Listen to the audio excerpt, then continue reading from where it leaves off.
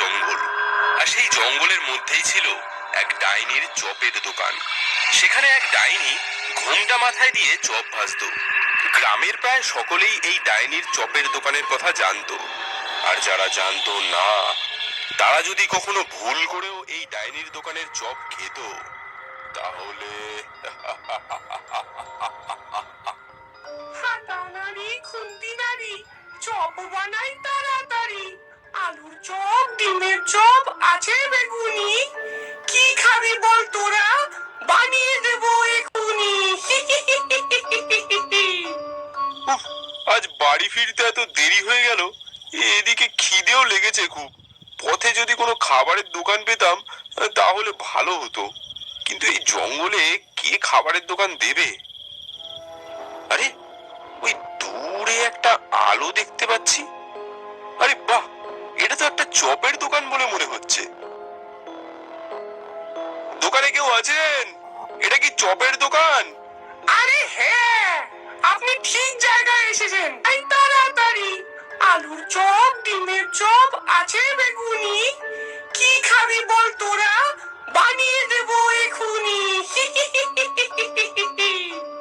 উফ, আজ বাড়ি ফিরতে এত দেরি হয়ে গেল।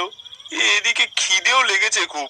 পথে যদি কোনো খাবারের দোকান পেতাম তাহলে ভালো হতো, কিন্তু এই জঙ্গলে কে খাবারের দোকান দেবে? আরে ওই দূরে একটা আলো দেখতে পাচ্ছি। আরে বাহ, এটা তো একটা চপের দোকান বলে মনে হচ্ছে। দোকানে কেউ আছেন? এটা কি চপের দোকান? আরে হ্যাঁ, আপনি ঠিক জায়গায় এসেছেন। কি খাবেন বলুন, ভেজ না নন ভেজ? আমার বেশি কিছু লাগবে না, আমাকে দুটো আলুর চপ দিলেই হবে। ঠিক আছে, এক্ষুনি দিচ্ছি। রতন, বাবুকে দুটো আলুর চপ দে তো। রতন নামের একটা লোক একটা প্লেটে দুটো আলুর চপ নিয়ে আসলো। এই লোকটাকে দেখে জগার বড় অদ্ভুত লাগলো। লোকটার চোখ দুটো পুরো স্থির, শরীরের অঙ্গি ভঙ্গিও ঠিক যেন কোনো যন্ত্রের মতো। সে জিজ্ঞাসা করলো, আচ্ছা এই রতনের কি কোনো রোগ আছে নাকি? ওর চোখ দুটো পুরো সাদা, হাঁটা চলাও কেমন জানি অদ্ভুত। ও কিছু না, ওসব জেনে আর কি করবেন, একটু পরে আপনিও তো ওর মতোই হয়ে যাবেন।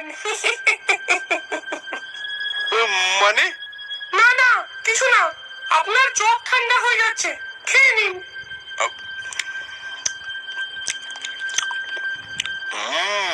বাহ, খুব সুন্দর তো খেতে। তো আমার ক টাকা হলো? টাকা দিয়ে কি আর আমার চপের দাম মেটাতে পারবেন? মানে? আপনি সব কথায় তো মানে মানে করেন কেন? দুটো চপ খেয়েছেন, আপনার যা ভালো মনে হয় সেই দাম আপনি দিন। লোকটা 10 টাকা রেখে সেখান থেকে চলে যেতে লাগলো। আরে মশাই, যাচ্ছেন কোথায়? আপনি তো পুরো দামটাই দিলেন না। মানে আমি তো দুটো চপের জন্য 10 টাকা দিলাম। আহা, আমি তো আগেই বললাম, আপনি কি আর টাকা দিয়ে আমার চপের দাম মেটাতে পারবেন? Sesbi, Sesbi.